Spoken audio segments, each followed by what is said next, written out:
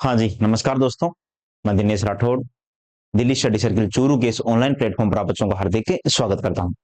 बेटा आप लोगों ने देखा हो तो कल वाली जो आप लोगों ने शीट देखी होगी, तो उसमें हम लोगों ने 23 क्वेश्चन आई थिंक कर लिए थे और आगे की पीडीएफ थी, तो कुछ बच्चों ने कमेंट किया है कि आसान-आसान सवाल तो कर लिए आपने और जब हमारा नंबर आया तो हमें मुश्किल सवाल दे दिए। मैंने बेटा प्रैक्टिस के लिए दिए थे और मैंने बोला भी था तुम बच्चों को कि जो बची हुई क्लास है वो मैं करवा दूँगा, है ना?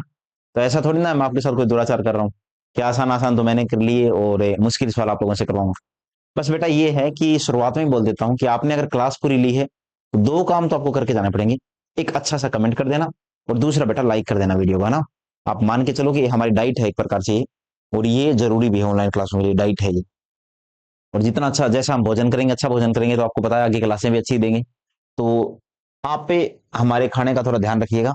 अब आ जाओ बेटा देखो सामने देखो, क्वेश्चन नंबर आज का है 24 से 28 और सबसे मुश्किल बात थी कि यही सवाल थोड़ा मुश्किल था। हुँ। सबसे मुश्किल चीज़ ये थी कि ये सवाल मुश्किल था और ये सवाल मैंने आप बच्चों को करने के लिए दे दिया।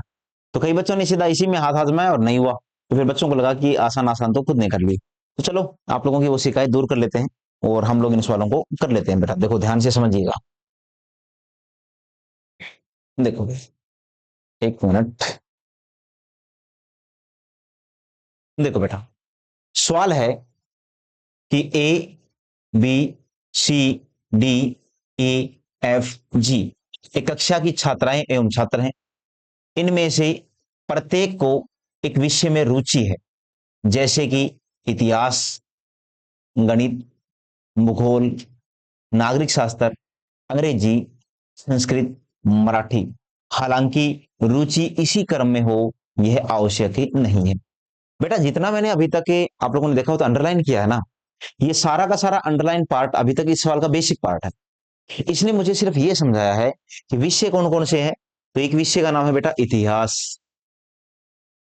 क्या नाम है? इतिहास। एक विषय का नाम है। दूसरे विषय का क्या नाम है? दूसरे का नाम है गणित। मैं नाम पूरा लिखना कोशिश करता हूं मैं, क्योंकि मैं बेटा पढ़ा रहा हूं और आप लोग जब करोगे तो आप पूरा नाम ना लिखकर शॉर्टकट में लिखने का प्रयास करो। इतिहास, गणित, भूगोल। जैसे भूगोल का सिर्फ भू लिख के छोड़ दो, है ना? तो आप ऐसी कोशिश किया करो। भूगोल के बाद में नागरिक शास्त्र, तो नागरिक शास्त्र का ना लिख के छोड़ दो। उसके बाद में अंग्रेजी है, अंग्रेजी का ए लिख के छोड़ दो। अंग्रेजी के बाद में अगला है संस्कृत, संस्कृत का एस लिख के छोड़ सकते हो। उसके बाद में मराठी, मराठी का मैं लिख के छोड़ सकते हो। ठीक है ना? इस बात को समझो और ये पॉइंट तुम बच्चों को समझना पड़ेगा कि नाम दे रखे उसने कौन कौन से A B C D E F और ए जी। तो मैं लिख देता हूं बेटा A, B, C, D, E, F और जी। ठीक है, अब इसको थोड़ा सा साफ सुथरा बना लेते हैं।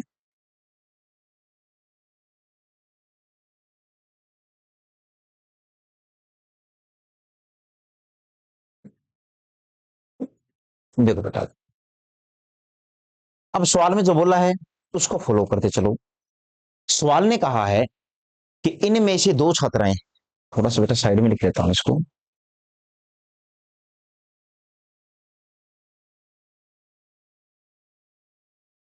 लिख रहा है, आ जाओ भाई।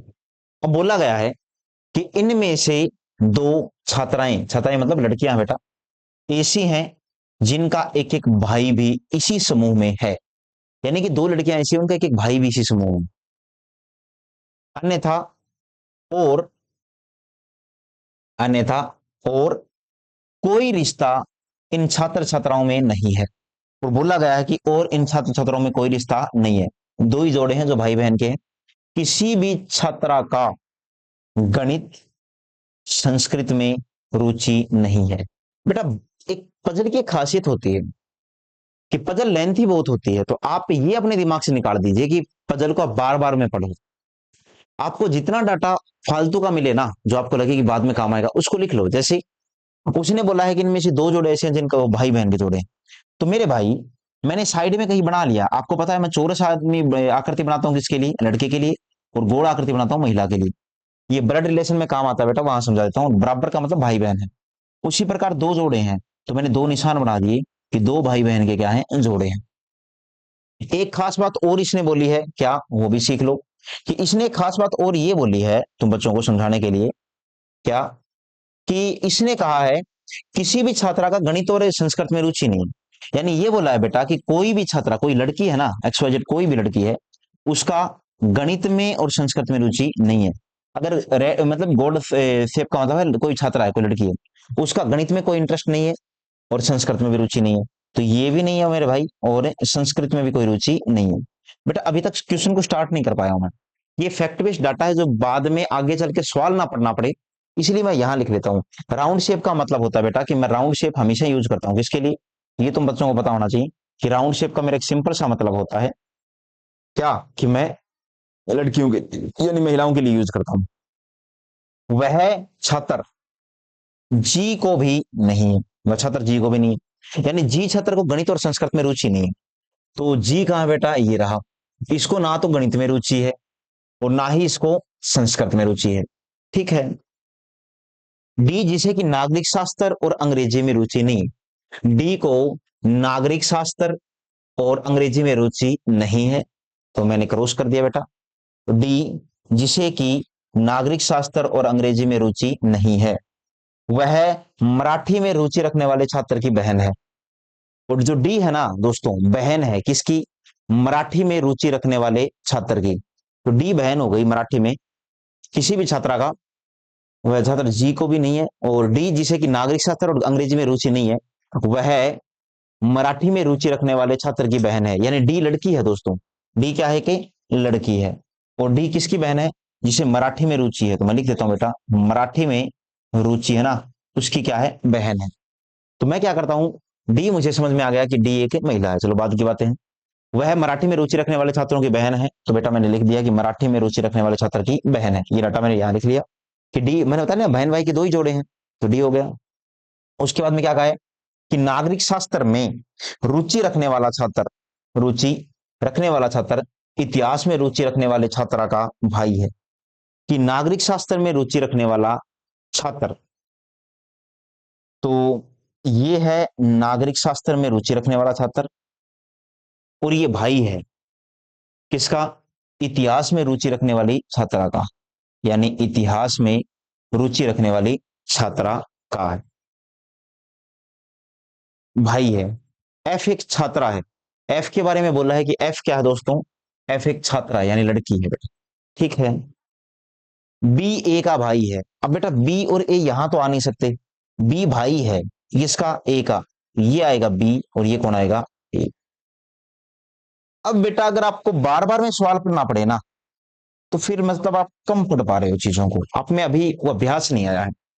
मैंने पूरा क्वेश्चन पढ़ लिया है, अब मैं पूरी संभावना यही कोशिश करूंगा कि मैं उस सवाल को दोबारा ना पढ़ूं।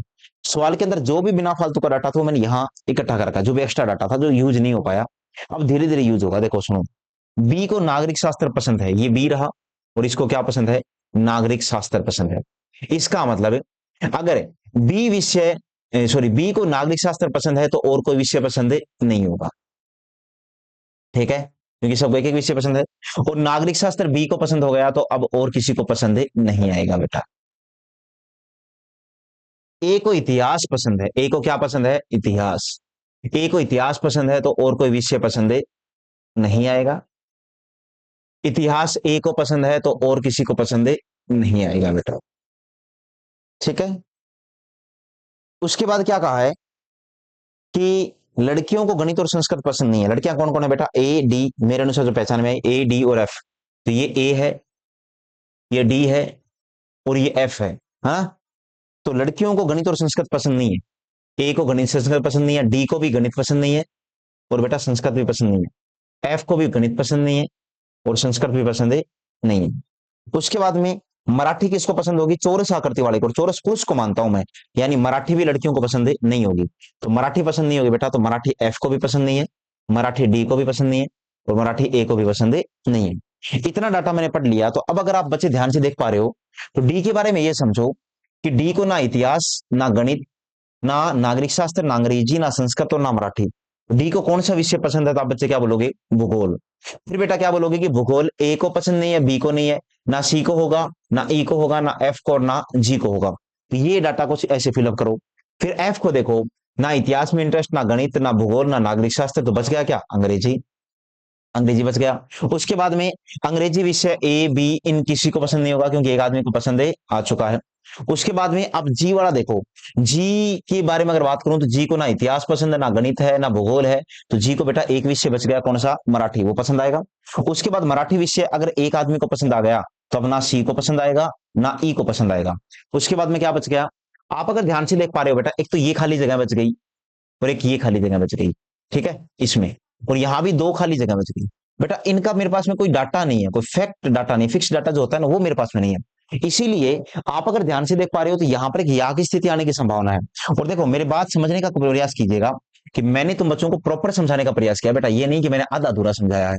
मैंने एक पूरा जो फिगर बनाया वो एक सिस्टमेटिक बेस में फिगर बनाया पूरा का पूरा, समझाने के लिहाज से। तो ये अगर तुम बच्चों को समझ में आया तो अब आप सवाल का जवाब भी दे सकते हो। नीचे वाला डाटा है उसको आप हटा सकते हो, है ना, बाद में। तो अब अगर मैं सवालों के जवाब दूं तो मैं क्या बोलूंगा? देखो पहला सवाल क्या है, ये देखो। आपको पढ़ने की कला है ना, वो मुझे क्या समझ में आई, देखो पढ़ाते पढ़ाते या फिर पढ़ते पढ़ते बेटा आज हम टीचर बने हैं, पहले कभी हम भी स्टूडेंट रहे हैं। तो मुझे तो ये समझ में आया इन सवालों में कि यार आप पूर्णतया ये ना कि एक बार पढ़ लिया और आपको ऐसा लगे कि मुझे तो आता है। एक बार पढ़ने से नहीं आती इन चीजें। इन चीजों को पढ़ना पड़ता है कम से कम 2 बार, 4 बार, 5 बार अभ्यास में लेके आना पड़ता है। पहला सवाल है, ए और बी के अतिरिक्त निम्नलिखित में से कौन सा भाई बहन का जोड़ा है? तो अगर मेरे भाई आप लोग देख पा रहे हो, ए और बी के अतिरिक्त भाई बहन का जोड़ा कौन सा है? तो बी क्या बन जाएगा? पुरुष, ये भाई बहन है, मैं लिख देता हूं। बी क्या है? पुरुष बन गया, है ना। और इधर मराठी किसको पसंद आई है? तो मराठी पसंद आई है किसको? जी को। जी भी क्या बन गया बोलिए? पुरुष बन गया, है ना। जी पुरुष बन गया। और ये भाई बहन है ए और बी। और डी और मराठी वाला भाई बहन है, यानी डी और जी भी भाई बहन हो गए आपस में, है ना।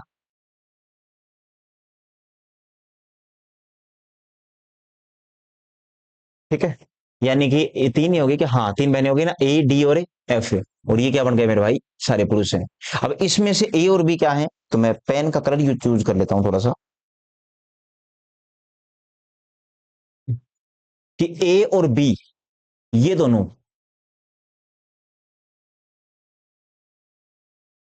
ए और बी ये दोनों आपस में क्या है? भाई बहन। उसी प्रकार डी, डी का भाई कौन है? मराठी वाला। मराठी वाला कौन है? जी। डी और जी भी आपस में क्या है मेरे भाई? भाई बहन। तो ये अगर तुम बच्चों को समझ में आ गया डी और जी वाला, तो अब तुम बच्चों से पूछा क्या गया उस सवाल का जवाब दो बेटा। ए और बी के अतिरिक्त भाई बहन कौन है? तो ए और बी के अतिरिक्त भाई बहन कौन आ गए? डी और जी आ गए। तो डी और जी है तो कौन सा विकल्प सही हो जाएगा? तो बच्चे बोलोगे 24 में पहला विकल्प बिल्कुल सही है, डी और जी। दूसरे में क्या पूछा बेटा कि निम्नलिखित में से कौन सा सत्य है कि डी को इतिहास में रुचि है? देखना दिखा कि डी को इतिहास में रुचि है क्या? जी नहीं। ए को रुचि है इतिहास में, तो पहला क्या है? गलत। सी बी तथा डी ये छात्राएं हैं। बोला गया है कि छात्राएं कौन है? सी बी और डी। देखना एक बार ध्यान से कि छात्राएं कौन कौन है। छात्राएं बेटा ए डी और एफ है छात्राएं, तो ए डी और एफ है, तो दूसरा भी क्या हो जाएगा? गलत। एफ तथा ई ये छात्र हैं, कि बोला गया है कि एफ और ई छात्र हैं। तो एफ तो छात्रा है, ई छात्र है, तो ये भी गलत है बेटा। तो ये भी क्या हो जाएगा? गलत हो जाएगा। एफ और ई क्या है? वो लोग छात्र हैं। फिर क्या बोला है वो देख लीजिए। नेक्स्ट बोला गया कि समूह में छात्राओं की संख्या छात्रों से कम है। छात्राएं तो तीन ही थी बेटा, छात्र ज्यादा हैं, तो चौथा भी क्या है? गलत है। तो इनमें से कौन सा सत्य है? इनमें से कोई नहीं, यानी इनमें से कोई भी सत्य नहीं है। नेक्स्ट क्या है बेटा वो देखो कि संस्कृत में किसे रुचि है। आप ध्यान से देखना एक बार और बताइएगा कि संस्कृत में रुचि किसे है। बेटा संस्कृत के सामने दो ब्लॉक खाली पड़े हैं, या तो सी वाला फिलअप करता उसे, या ई वाला खाली उसे ब्लॉक को फिलअप करता। तो आप बोलोगे सी या ई, कोई एक कंफर्म नहीं है, या तो सी या फिर कौन आएगा? ई। उस समूह में कितने लड़के हैं? पूछा गया कि लड़के कितने हैं, तो काउंट करना 1 2 3 4। चार क्या है बेटा? लड़के हैं। उस समूह में लड़के कितने हैं? तो क्या बोलोगे? चार लड़के हैं। उस समूह में कितने लड़के हैं बोलो? चार। उसके बाद में है कि छात्र, छात्रा तथा विषय का निम्नलिखित में से कौन सा जोड़ा सही है? कि डी गणित, तो देखना डी का गणित से संबंध है क्या? तो आप बच्चे बोलोगे डी का संबंध भूगोल से है। एफ अंग्रेजी, ए संस्कृत। देखना बेटा, एफ अंग्रेजी है और ए संस्कृत है। एफ अंग्रेजी है क्या? बिल्कुल सही है भाई। एफ क्या है? अंग्रेजी है, तो दूसरा क्या हो जाएगा? सही। ये जोड़ा सही है।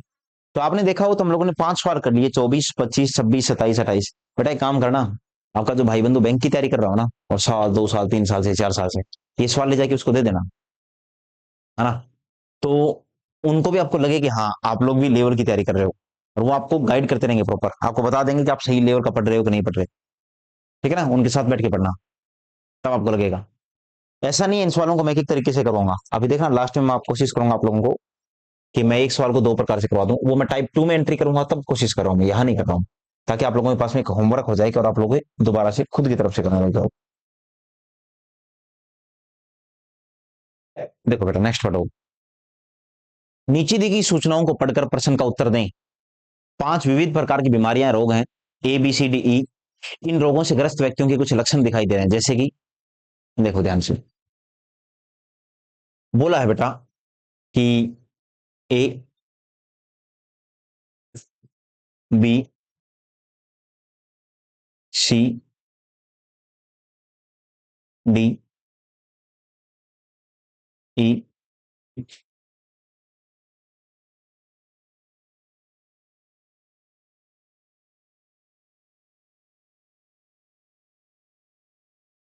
ददोरे,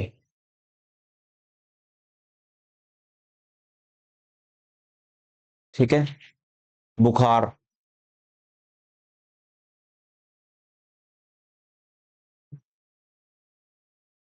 सर्दी, सरदर्द। ये क्या है बेटा? ये लक्षण है। ठीक है, ये सारे के सारे क्या हैं? लक्षण।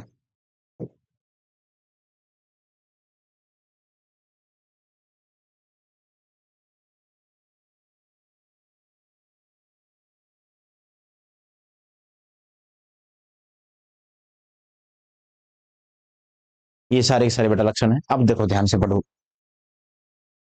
ए रोग से ग्रस्त व्यक्ति को ददोरे और बुखार दोनों ही होंगे। कि जिसको ए नाम की बीमारी है ना, उसको ददोरे, बेटा लक्षण है ददोरे बुखार, कंफ्यूज मत होना क्या ददोरे बुखार, ये लक्षण है। बुखार होना, ददोरे मतलब दस्त टाइप में होना, सर्दी सरदर्द। कि ए रोग से जो ग्रस्त व्यक्ति होगा उसको ददोरे और बुखार दोनों ही होंगे। उसे या तो सर्दी होगी या सरदर्द होगा।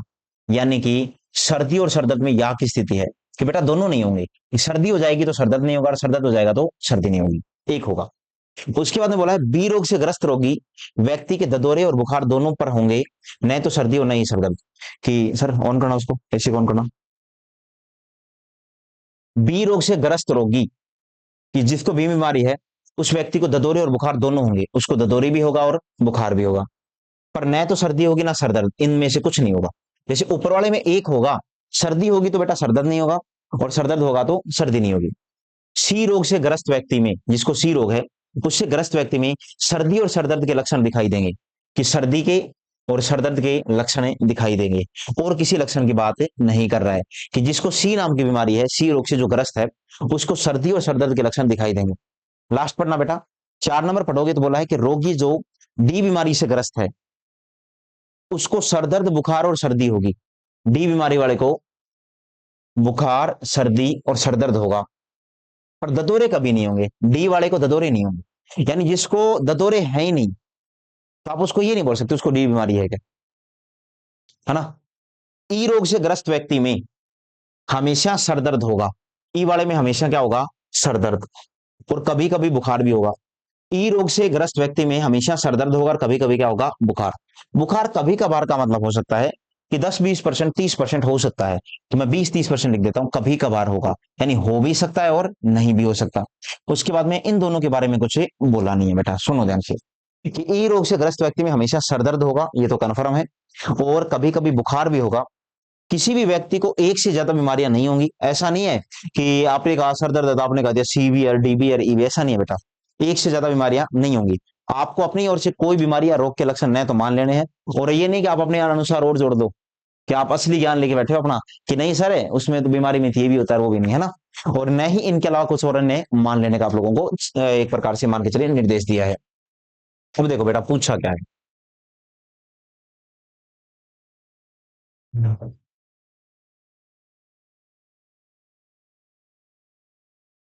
पहले सवाल में पूछा है कि यदि रोगी को सर्दी नहीं है, थोड़ा सा सही कर लेता हूं बेटा, फैल गई।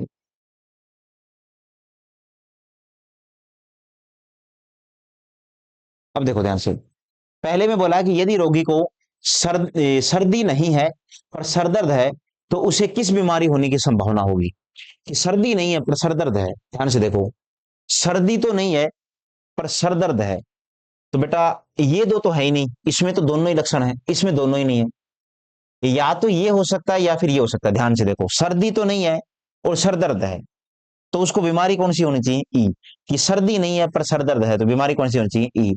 और इसने बोला था इन दोनों में से कोई एक लक्षण होगा, तो मान लो उस आदमी को सर्दी तो हुई नहीं और उसके सर दर्द हो रहा है, तो ये बीमारी भी तो हो सकती है ना। बीमारी होगी या तो ए या फिर कौन सी होगी, ई। ए और ई में से कोई एक बीमारी है, तो बेटा ए बीमारी है, बी सी डी या इनमें से कोई नहीं, इनमें से एक तो है, ई कौन सी है, ए। तो आप बोलोगे उसको ए बीमारी है। इनमें से कोई नहीं, नहीं बोल सकते आप लोग, ए बीमारी भी तो हो सकती है ना। और बेटा ए बीमारी है, तो यहां पर ऑप्शन के अनुसार क्या बोलोगे, ए बीमारी है। यदि रोगी को केवल सर्दी और सरदर्द हो, जो रोगी है उसको केवल सर्दी और सरदर्द हो, तो निम्न में से कौन सा निष्कर्ष लिया जा सकता है। उसको केवल दो चीजें हो, एक सर्दी और एक सरदर्द, दो ही लक्षण दिखा रहा हो, एक तो कौन सा, सर्दी का और एक सरदर्द का। तो क्या बोलोगे आप लोग कि सर्दी और सरदर्द के दो लक्षण हैं, तो दो लक्षण तो केवल किसमें है, केवल दो लक्षण बोला है बेटा, तो केवल दो लक्षण तो किसमें है, सी में है, सर्दी और सरदर्द वाले, तो है ना। तो क्या बोलोगे, क्या हो जाएगा, सी। थोड़ा बहुत उसे रोग सी है, खुद पढ़ोगे ना बेटा तो अच्छे से समझ में आएगा, देखना। यदि रोगी को ददोरे नहीं है पर बुखार है और सर्दी है, तो उसे निम्न में से कौन सी बीमारी के लक्षण है। ददोरे नहीं है, बुखार और सर्दी है, ददोरे नहीं है, ददोरे तो नहीं है, लेकिन बुखार और सर्दी है, तो ऊपर वाली तीन बीमारियां गई, बुखार भी है और सर्दी भी है, तो एक ही बची कौन सी, डी। उसे डी बीमारी है, उसे कौन सी बीमारी बोलो, रोग डी है। यदि रोगी को बुखार नहीं है, तो उसे निम्न में से कौन से लक्षण होने की प्रबल संभावना है। कि रोगी को बुखार नहीं है, तो उसे कौन सी रोग होने की प्रबल संभावना है, बुखार नहीं है। तो मेरे भाई बुखार नहीं है, तो ज्यादा संभावना तो है सी की, और ई की भी हो सकती है। तो ज्यादा संभावना किसकी है, सी या फिर ई की। अच्छा, और लक्षण पूछ रहा है, और क्या क्या होने की संभावना है, तो निम्न में से और कौन से लक्षण होने की संभावना है, ऑप्शन में बताना है। कि बुखार नहीं है, अगर बुखार नहीं है बेटा तो उसे सर्दी और सरदर्द हो सकता है, बुखार नहीं है तो उसे सरदर्द भी हो सकता है, सर्दी और सरदर्द। देख लो, सर्दी और सरदर्द कहाँ चला जाता हूँ यार। अगर उसे बुखार नहीं है तो उसे सर्दी और सरदर्द, यानी कौन सा ऑप्शन ठीक हो जाएगा, 4 नंबर, चौथा ऑप्शन होने की संभावना बेटा, सर्दी और सरदर्द। ठीक है। उसके बाद बोला है कि निम्न में से कौन सा कथन निश्चित रूप से सत्य है, सही है। यदि रोगी ए या बी रोग से ग्रस्त होगा, तो उसे समान प्रकार के लक्षण होंगे। बोल रहा है ए और बी बीमारी के लक्षण सेम है, ए और बी के सेम कहा है बेटा, अलग अलग हैं, कैसे बोल सकते हो सेम, पहला गलत। किसी रोगी को ददोरे हैं उसे बुखार होना ही चाहिए, किसी को अगर ददोरे है तो उसे बुखार तो 100% होना चाहिए, कि ददोरे है तो उसे बुखार होना चाहिए, ददोरे है तो उसे बुखार होना चाहिए, बिल्कुल यार सही है। कि अगर जिसको ददोरे है तो उसको बुखार है, ददोरे है तो उसको बुखार है, कि जिस व्यक्ति को ददोरे है उसको बुखार है भाई, तो आप बोल सकते हो यहाँ पर, यदि किसी रोगी को ददोरे है तो उसको बुखार होने ही चाहिए, बिल्कुल सही है। किसी रोगी को सभी बीमारियों के कारण या तो सरदर्द अथवा सर्दी के लक्षण दिखाई देंगे, कि सरदर्द और सर्दी सब में है ना, कोई जरूरी नहीं है, बीमारी में नहीं है बेटा, तो ये गलत हो जाएगा। यदि रोगी को बुखार हो तो जरूरी है कि उसे सरदर्द भी होगा, ये बोल रहा है बुखार के साथ सरदर्द फ्री मिलेगा, ना कोई जरूरी नहीं है, बीमारी में नहीं है, यानी कि ये भी गलत। तो कौन सा विकल्प सही हो जाएगा, दूसरा। तो 29, 30, 31, 32 और 33, इनमें एक खास बात तो बेटा कि क्वेश्चन जरूर 50 है, लेकिन अगर आप लोग एक बार करना शुरू कर देते हो तो इंटरेस्ट पैदा हो जाएगा ना, तो आप लोगों को 5 5 के जोड़े में क्वेश्चन मिलते हैं, तो 10 12 सवाल बैठेंगे ये लोग।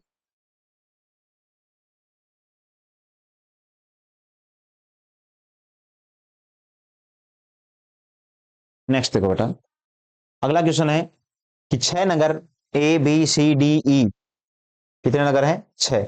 नगरों के नाम क्या क्या है, A B C D E तथा F हैं। जिनमें से प्रत्येक या तो हिल स्टेशन या ऐतिहासिक स्थल या फिर औद्योगिक शहर है। कि बोल रहा है कि 6 नगर है बेटा, मैं लिख देता हूं। ए, बी, सी, डी,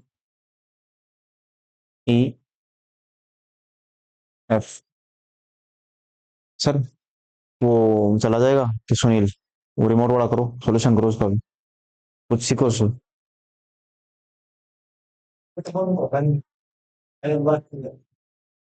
तो पेन टेबलेट में करो तो। 6 नगर ए बी सी डी ई तथा एफ, जिनमें से प्रत्येक या तो हिल स्टेशन या ऐतिहासिक स्थल पर है। पेन टेबलेट में करना, वो लगभग यही रहता है। उनके नाम क्या क्या है? एक का नाम है हिल स्टेशन, ठीक है, मैं हिल स्टेशन का सिर्फ हिल लिख देता हूं। अगले का नाम है बेटा ऐतिहासिक स्थल, ऐतिहासिक का मैं सिर्फ एती लिख देता हूं। और नेक्स्ट का नाम है ऐतिहासिक के बाद में औद्योगिक, औद्योगिक, ठीक है। ये मैंने मान लीजिए पूरा ही लिख दिया औद्योगिक।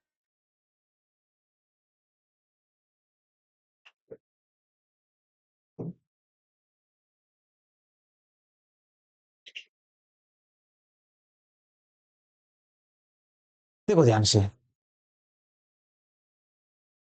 ए, सी और एफ हिल स्टेशन नहीं है। ए, सी और एफ हिल स्टेशन नहीं है। बी और ई ऐतिहासिक महत्व के स्थल हैं। बी और ई ऐतिहासिक महत्व के स्थल हैं। डी औद्योगिक नगर नहीं है। डी औद्योगिक नगर नहीं है। डी औद्योगिक नगर नहीं है। सी और डी बोला है कि डी औद्योगिक नगर नहीं है। सी और डी ऐतिहासिक नगर नहीं है। सी और डी ऐतिहासिक नगर नहीं है, नहीं है। ए और बी एक समान नहीं है, कि ए और बी एक समान नहीं है। अगर ए बी ऐतिहासिक हो लिया तो फिर ए ऐतिहासिक नहीं होगा। और कुछ तो होगा तो बेटा क्या बचेगा? औद्योगिक, ठीक है। और बी हो ही चुका है, बी क्या है? ऐतिहासिक हो गया, तो इसका मतलब अभी ये कुछ और नहीं होगा, ठीक है। सी की बात करूं तो सी कुछ तो होगा, तो औद्योगिक होगा। डी की बात करूं बेटा, औद्योगिक नहीं है, ऐतिहासिक नहीं है, तो क्या होगा? ये हो जाएगा। ई हिल स्टेशन नहीं होगा तो फिर क्या बनेगा बोलो? हम बोल दिया ऐतिहासिक है तो औद्योगिक नहीं होगा। एफ के बारे में पता नहीं है, एफ का डाटा हमें दिया नहीं, तो या तो ऐतिहासिक होगा या फिर क्या होगा? औद्योगिक, वो हम लोग देख लेंगे। वो हमारे पास में डाटा है नहीं बेटा, या इनमें से कोई एक होगा, ठीक है। तो कुछ ऐसा फिगर बनेगा। अब देखो ध्यान से क्वेश्चन, निम्नलिखित में से कौन सा जोड़ा औद्योगिक केंद्रों का है? कि औद्योगिक केंद्र कौन कौन से है? तो दिख रहा है एक तो ए और एक सी है। ए और सी कौन सा विकल्प हो जाएगा बेटा? पहला। नेक्स्ट क्वेश्चन क्या है कि कौन सा नगर हिल स्टेशन है? ठीक है, मैं इस साइड में आ जाता हूँ यार, ध्यान दे। कि कौन सा नगर हिल स्टेशन है? तो बेटा हिल स्टेशन कौन सा नगर है? तो हिल स्टेशन देख लीजिए आप बोलोगे, एक तो कौन है? डी है, एक ही है। हिल स्टेशन कौन है बोलो? डी है। तो आप बच्चों ने बोल दिया डी नगर क्या है बेटा? हिल स्टेशन है। उसके बाद में कौन सा जोड़ा ऐतिहासिक महत्व के नगरों का है? कि पूछा गया है कि कौन सा जोड़ा ऐतिहासिक महत्व के नगरों का है? ऐतिहासिक महत्व के नगरों का है बेटा, एक तो बी और एक कौन है? ई। तो बी एवं ई ऐतिहासिक महत्व के नगर हैं। कौन से दो नगर न तो ऐतिहासिक स्थल है और न ही हिल स्टेशन है? ऐतिहासिक और हिल नहीं होने चाहिए। तो कौन से दो नगर हैं? एक तो बी है, बी कौन कौन से ऑप्शन में है? ये रहा, ये दोनों गलत। और ई, ई वाला भी गलत हो जाएगा, और डी वाला भी। बच गया कौन सा? ए एवं सी। ए और सी कौन से हैं? औद्योगिक है, यानी सीधा औद्योगिक पूछना था। भाई ऐतिहासिक और हिल स्टेशन नहीं है तो इसका मतलब औद्योगिक बताना है। और औद्योगिक कौन सा बेटा? ए और सी है, तो कौन सा जाएगा? ए और सी। उम्मीद करता हूं यार ये सवाल भी आप बच्चों को आ गया होगा, क्वेश्चन नंबर 34 से क्वेश्चन नंबर 37 तक। उसके बाद बेटा नेक्स्ट देखो, और सबसे मोटी बात यह है कि इसकी पीडीएफ तुम बच्चों को अपने चैनल पर मिल जाएगी, है ना। आप बेटा इनको देख लेना, थोड़ा संभाल के रखिएगा, इनका सोल्यूशन कॉपी में लिख लीजिएगा ना, ताकि भविष्य में आपको दिक्कत ना हो। नेक्स्ट क्वेश्चन क्या है कि एक विद्यालय में 6 खिलाड़ी हैं। एक विद्यालय में 6 खिलाड़ी हैं जिनके नाम क्रमशः ए, बी, सी, डी, ई एवं एफ हैं। इनमें 4 क्रिकेट खेलते हैं, एक वॉलीबॉल, 3 हॉकी एवं 4 फुटबॉल खेलते हैं। आराम से सुन लो बेटा। एक विद्यालय में 6 खिलाड़ी हैं। कितने खिलाड़ी हैं? 6, जिनके नाम क्रमशः ए बी सी डी ई और एफ हैं। इनके नाम है ए बी सी डी ई और एफ। इनमें 4 तो खेलते हैं क्रिकेट, ठीक है, एक खेलता है वॉलीबॉल, और 3 हॉकी और 4 फुटबॉल खेलते हैं। तो मैं लिख लेता हूं ताकि बार बार में दिक्कत ना हो। हाँ, यहां लिख लेता हूं बेटा एक बार तो। 4 तो क्या खेलते हैं इनमें से? क्रिकेट, ठीक है, एक खेलता है वॉलीबॉल,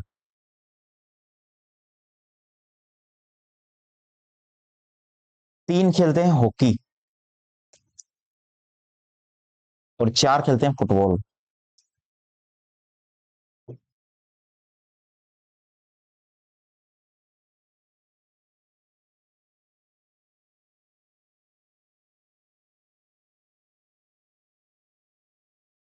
ठीक है, उसके बाद देखो क्या बोला है सवाल में।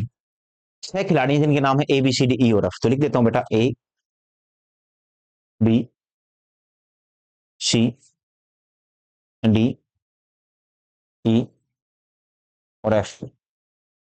ठीक है, अब उनके खेलों की बात कर लेते हैं। या तो वो खेलते हैं क्रिकेट, या वो खेलते हैं वॉलीबॉल, या वो खेलते हैं हॉकी, या वो खेलते हैं फुटबॉल। ठीक है, इतने खेल खेलते हैं बेटा। इसके अलावा और कोई खेल उनके पास में है नहीं जिसके हम लोग वेट करें।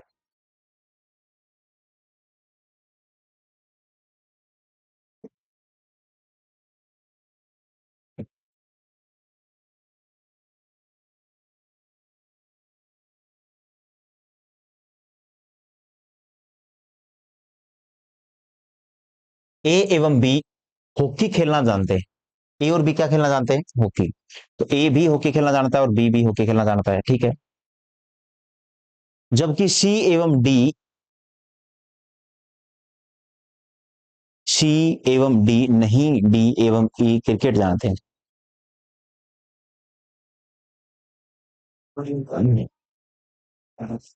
सी और डी नहीं, अच्छा सॉरी भाई, अधूरा देखो क्या टाइप होगा, ये थोड़ा सा ऐसे करना। जबकि सी एवं डी नहीं, ठीक है, पूर्ण विराम आएगा। ए एवं बी हॉकी खेलना जानते हैं, जबकि सी एवं डी नहीं, कि सी और डी हॉकी खेलना नहीं जानते हैं बेटा, ये बोल रहा है इसमें। डी एवं ई क्रिकेट जानते हैं। डी और ई क्या जानते हैं? क्रिकेट। तो डी और ई दोनों क्या जानते हैं? क्रिकेट। तो ये मैंने क्रिकेट लिख दिया। डी एवं ई क्रिकेट जानते हैं। सी बी डी ई सभी फुटबॉल जानते हैं। कि बी सी डी ई ये सारे क्या जानते हैं बेटा? तो इनके बारे में बोला है। बी सी डी और ई सभी फुटबॉल जानते हैं। इनमें से 2 खिलाड़ी हॉकी भी जानते हैं। इनमें से कोई 2 हैं जो हॉकी भी जानते हैं, जैसे एक तो ये हो गया, और एक और कौन हो सकता है? फिर यही हो सकता है हॉकी के लिए, क्योंकि 1 2 3 4 हैं। इन चारों में से 2 हॉकी जानते हैं। तो ये अब इन 2 के आगे क्रॉस होती है, यही 2 जानते हैं। इनमें से 2 हॉकी खिलाड़ी हॉकी भी जानते हैं। एफ केवल वॉलीबॉल जानता है। एफ केवल क्या जानता है? वॉलीबॉल। तो ये एफ रहा बेटा, और ये केवल क्या जानता है? वॉलीबॉल जानता है। एफ केवल वॉलीबॉल जानता है। उसके बाद में क्या कहा है? बी कोई 2 खेल ही जानता है, कि बी केवल 2 खेल जानता है। तो बी 2 खेल तो हो गई, तो इसका मतलब बाकी सब क्रॉस लगा दो बी के सामने। बी कोई 2 खेल ही जानता है। जो क्रिकेट खेलते हैं वे वॉलीबॉल नहीं खेलते हैं। जो जो आदमी क्रिकेट खेलते हैं, जैसे क्रिकेट कौन कौन खेल रहा है? डी और ई, ये वॉलीबॉल नहीं खेलते हैं। तो मना हो गया बेटा, कोई दिक्कत नहीं। वो जो क्रिकेट खेलते हैं वॉलीबॉल नहीं खेलते हैं। क्रिकेट के 4 होने चाहिए, तो ये हुए कितने? अभी तक 2 हुए। ठीक है, कोई बात नहीं। वॉलीबॉल का 1 होना चाहिए, वॉलीबॉल का 1 हो गया, तो बाकी सबको हटा दो। हॉकी के 3 होने चाहिए बेटा, 3 हो गए तो क्रॉस कर दो। उसके बाद में फुटबॉल के कितने होने चाहिए? 4। तो फुटबॉल के 4 हो गए, तो बाकी सबको क्या कर दो? क्रॉस कर दो। ठीक है, अब कोई ना कोई आदमी कुछ ना कुछ तो खेलेगा।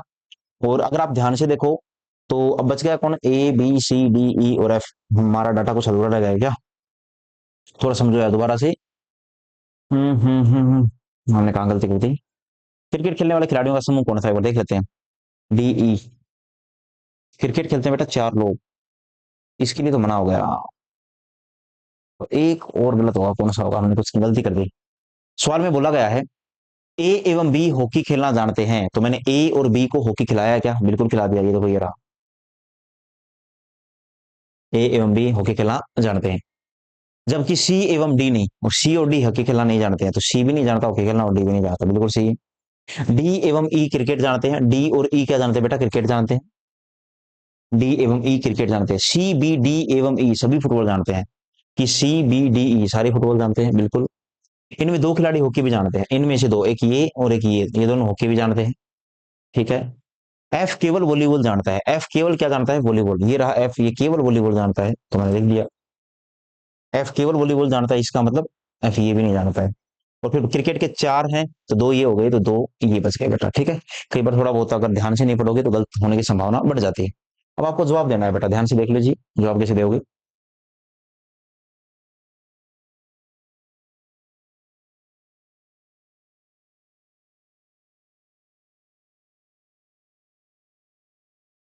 बताओ भाई। बोला गया है क्रिकेट खेलने वाले खिलाड़ियों का समूह कौन सा है? ACDE। ACDE है क्या? आप बोलोगे ऑप्शन में नहीं है, तो इनमें से कोई नहीं। क्रिकेट खेलने वाले ACD और ई है। ठीक है। BCDE नहीं है, ACDE और ई है। आगे है कि निम्नलिखित में से कौन क्रिकेट एवं हॉकी दोनों खेलते हैं? क्रिकेट और हॉकी दोनों कौन खेल रहे हैं? तो आप अगर ध्यान से देखो, तो एक तो ए खेल रहा है क्रिकेट हॉकी, और एक ई खेल रहा है। ए और ई दोनों ही खेल रहे हैं, तो ए तो है नहीं ऑप्शन में, तो क्या बोलोगे? ई। ई क्रिकेट भी खेलता है और हॉकी भी। इनमें से बताना है कौन सा। आगे है बेटा इनके जवाब देने 40, 41, 42 के। कि सवाल में जो बोला गया है वो देखो कि ए निम्नलिखित में से कौन से दो खेल निश्चित रूप से खेल सकता है? ए कौन से दो खेल खेलता है? तो सी क्रिकेट और एक एच हॉकी। क्रिकेट और हॉकी, तो कहां है बेटा? ये रहा 3 नंबर ऑप्शन। सी फुटबॉल के अतिरिक्त और क्या खेल खेलता है?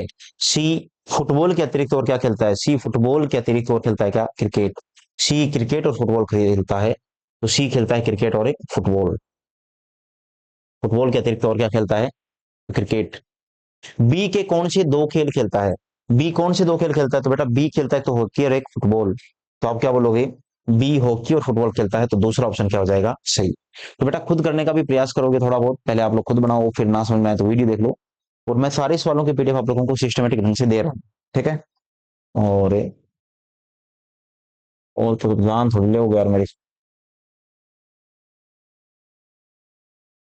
बोलते हैं ना अपने गाँव में बुत्ते से ज्यादा कर दिया, तो उसी प्रकार बुत्ते से ज्यादा ही पीडीएफ वगैरह दे रहा हूँ मैं, जितनी हिम्मत है उससे कहीं ज्यादा। कि 5 मित्र हैं उनमें से रमेश सितार और सारंगी बजाता है। 5 मित्र हैं उनमें से रमेश सितार और सारंगी बजाता है। 5 मित्र हैं उनमें से रमेश सितार और सारंगी बजाता है। ठीक है दोस्तों। ज्योति सितार और वायलिन बजाती है। तो बेटा एक बार नाम लिख लेता हूं मैं। रमेश, ज्योति, गणेश, साथ में वो भी करते रहो। कि 5 मित्र हैं उनमें से रमेश सितार और सारंगी। सितार, और दूसरा है बेटा सारंगी। ज्योति सितार और वायलिन बजाती है। वायलिन।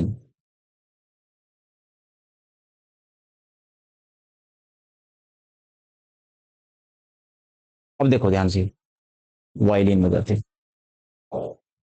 बोला गया है कि रमेश सितार और सारंगी बजाता है। रमेश क्या बजाता है? सितार और सारंगी। ज्योति सितार और वायलिन बजाती है। ज्योति क्या बजाती है? सितार और वायलिन। गणेश ऐसा वाद्य बजाता है जो कि रमेश और ज्योति दोनों बजा सकते हैं। गणेश एक ऐसा वाद्य यंत्र बजाता है जो कि रमेश और ज्योति बजा सकते हैं। तो रमेश और ज्योति दोनों बजाते हैं क्या? सितार। वो गणेश भी बजाता है। कि रमेश और ज्योति दोनों बजा सकते हैं, वो गणेश ऐसा वाद्य बजाता है। रूबी ऐसा वाद्य बजाती है जो कि ज्योति और ललित दोनों बजा सकते हैं। रूबी ऐसा वाद्य बजाती है जो कि ज्योति और ललित, एक और आ जाएगा बेटा कौन? ललित, दोनों बजा सकते हैं। ललित संतूर और वायलिन बजाता है। ललित क्या बजाता है? संतूर और वायलिन। एक नाम और लिख लेना बेटा, संतूर। ललित संतूर और वायलिन बजाता है। संतूर और वायलिन कौन बजाता है?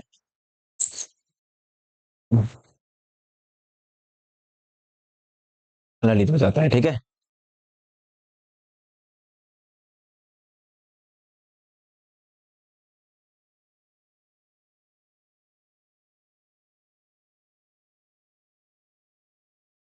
अब देखो ध्यान से कि ज्योति और ललित दोनों बजा सकते हैं उस वाद्य यंत्र को रूबी। आर का मतलब ये रूबी है, ये रमेश। ठीक है, कि रूबी ऐसा वाद्य यंत्र बजाती है जो ज्योति और ललित दोनों बजा सकते हैं।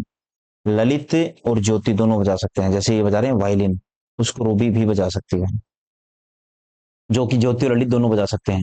ललित संतूर और वायलिन बजाता है। पांच मित्र उनमें से रमेश सितार और सारंगी बजाता है। ठीक है, ज्योति सितार और वायलिन बजाते हैं। तो बेटा अब जो पूछा गया जवाब दो, निम्न में से सितार बजाने वाला जोड़ा कौन सा है? कि सितार कौन बजा सकता है? रमेश, ज्योति और गणेश। रमेश, ज्योति और गणेश। तो कौन सा हो जाएगा? चौथा ऑप्शन, कि रमेश और ज्योति। रूबी कौन सा वाद्य बजाती है? तो रूबी बेटा बजाती है वायलिन। तो रूबी इनमें से कोई नहीं। कि रूबी कौन सा बजाती है? तो रूबी बजाती है वायलिन, क्योंकि बोला ना कि ज्योति और ललित जो दोनों बजा सकते हैं, ज्योति और ललित, वो रूबी बजाती है। तो क्या बोलोगे? वायलिन। या इनमें से है क्या? तो बिल्कुल है, इनमें से कोई नहीं है, याद तो कर ही सकते हैं हम लोग। वो क्या है? वायलिन।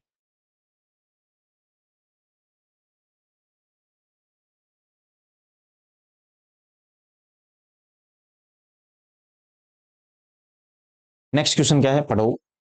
45 से 47 तक, कि चार मित्र संजय, अनिल, टीनू और राजा साथ साथ कक्षा 10 में पढ़ते हैं। चार मित्र हैं दोस्तों, संजय, अनिल, टीनू, राजा। संजय, अनिल, टीनू, राजा साथ साथ कक्षा 10 में पढ़ते हैं। सारे के सारे कौन सी कक्षा में पढ़ते हैं? कक्षा 10 में। संजय और अनिल विज्ञान में होशियार है। विज्ञान में होशियार है। संजय और अनिल दोनों ही किसमें होशियार हैं? विज्ञान में। लेकिन अंग्रेजी में कमजोर हैं। अंग्रेजी में क्या है? कमजोर है। कौन कौन? संजय और अनिल। संजय और टीनू इतिहास में होशियार हैं। संजय और टीनू इतिहास में क्या है दोस्तों? होशियार हैं। लेकिन गणित में कमजोर हैं। लेकिन दोनों ही बेटा गणित में क्या है? कमजोर है। तो दोनों ही गणित में क्या है? कमजोर है। संजय और टीनू दोनों ही गणित में कमजोर हैं। तीनों और राजा अंग्रेजी में होशियार है। तीनों और राजा दोनों ही अंग्रेजी में क्या है? होशियार हैं। लेकिन भूगोल में कमजोर है। लेकिन ये दोनों ही भूगोल में क्या है? कमजोर है। दोनों ही बेटा भूगोल में क्या है? कमजोर है। राजा और अनिल गणित में उतने ही होशियार हैं जितने कि इतिहास में। राजा और अनिल, राजा और अनिल गणित में उतने ही होशियार हैं। गणित में उतने ही होशियार हैं। राजा और अनिल गणित में उतने ही होशियार हैं जितने कि इतिहास में है। जितने कि दोनों के दोनों इतिहास में है। तो इसका मतलब ये हो जाएगा, होशियार तो है ही, राजा और अनिल उतने ही होशियार हैं जितने कि इतिहास में है। तो इतिहास में भी होशियार, इसका मतलब गणित में भी है होशियार बोला है। तो कौन गणित में होशियार नहीं है? सेम सेम है ना दोनों। तो कौन गणित में होशियार नहीं है लेकिन विज्ञान में होशियार है? कि गणित में तो होशियार नहीं है लेकिन विज्ञान में होशियार है। तो देखो, इसके बारे में बोला है, किसके बारे में? एस के बारे में। एस का मतलब क्या है? संजय। कि संजय वो आदमी है जो गणित में तो होशियार नहीं है लेकिन विज्ञान में होशियार है। ठीक है। हम्म।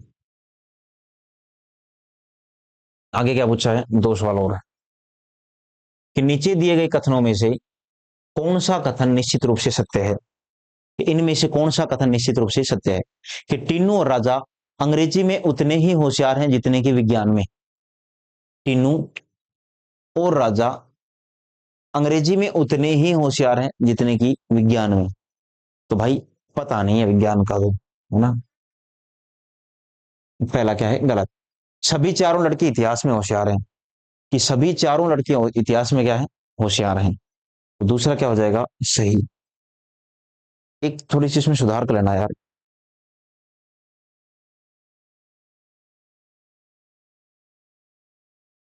ये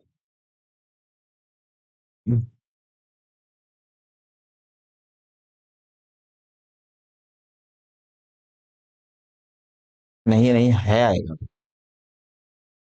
ठीक है। तीनों गणित, विज्ञान और भूगोल में होशियार है। तो तीनों,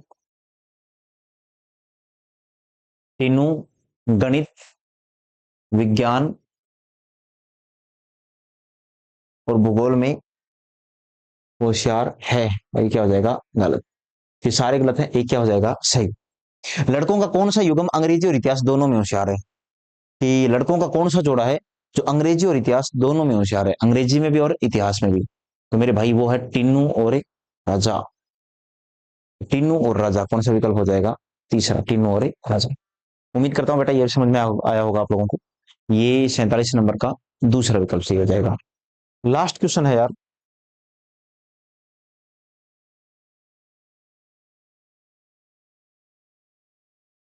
चलो देखो, क्वेश्चन नंबर 48 से क्वेश्चन नंबर 50 तक।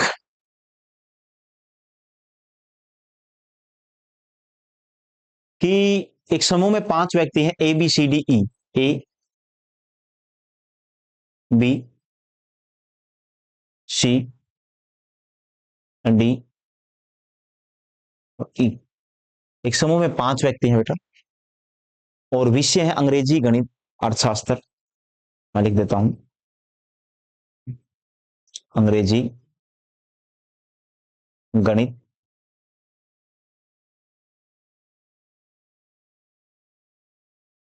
अर्थशास्त्र, राजनीति शास्त्र, भूगोल।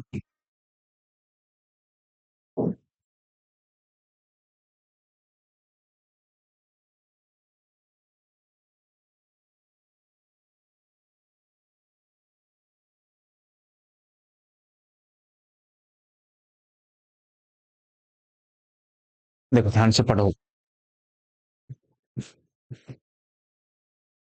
सवाल में जो बोला है, सवाल में जो बोला है कि बी और सी अंग्रेजी और गणित में बुद्धिमान है, कि बी और सी जो है वो अंग्रेजी, कि बी और सी, कि बी और सी अंग्रेजी व गणित में क्या है, दोनों बुद्धिमान है। तो बेटा बोला है कि बी और सी अंग्रेजी और गणित में बुद्धिमान है। ए और सी गणित और अर्थशास्त्र में बुद्धिमान है। ए और सी गणित और अर्थशास्त्र में बुद्धिमान है। ए के बारे में बोला है गणित में भी है और अर्थशास्त्र में भी है। सी गणित और अर्थशास्त्र दोनों में बुद्धिमान है।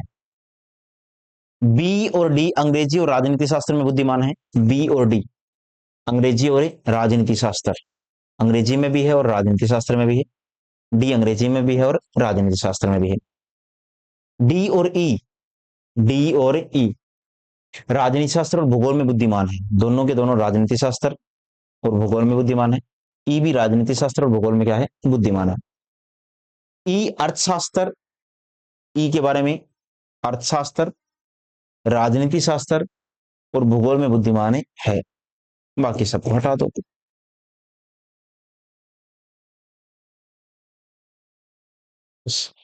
जिनमें बोला उनमें बुद्धिमान है। अंग्रेजी, राजनीति शास्त्र तथा भूगोल में कौन बुद्धिमान है? अंग्रेजी में, राजनीति शास्त्र में, भूगोल में कौन बुद्धिमान है? तो क्या बोलोगे बेटा? अंग्रेजी, राजनीति शास्त्र और भूगोल, इन तीनों विषयों में कौन बुद्धिमान है? तो डी है। तो पहले का कौन सा विकल्प सही आ जाएगा? चौथा। कौन आ जाएगा बोलो? चौथा। दूसरा क्या है वो देख लीजिए, कि दूसरे में बोला है कि अंग्रेजी, राजनीति शास्त्र और गणित में कौन बुद्धिमान है? अंग्रेजी, राजनीति शास्त्र और गणित यानी 1 2 3, इन तीनों में बुद्धिमान कौन है? तो क्या बोलोगे? बी है। कौन है दोस्तों? बी। तो इसका जवाब आ जाएगा बी। बी अंग्रेजी में भी होशियार है, गणित में भी है और राजनीति शास्त्र में भी है। कौन सा गणित अर्थशास्त्र में बुद्धिमान है परंतु अंग्रेजी में बुद्धिमान नहीं है? तो अंग्रेजी में बुद्धिमान कौन नहीं है?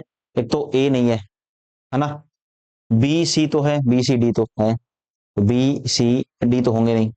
तो अंग्रेजी में बुद्धिमान नहीं है और गणित अर्थशास्त्र में है, और गणित और अर्थशास्त्र में है ए, गणित में भी अर्थशास्त्र, बिल्कुल सही है भाई। कौन सा विकल्प सही हो जाएगा? A option.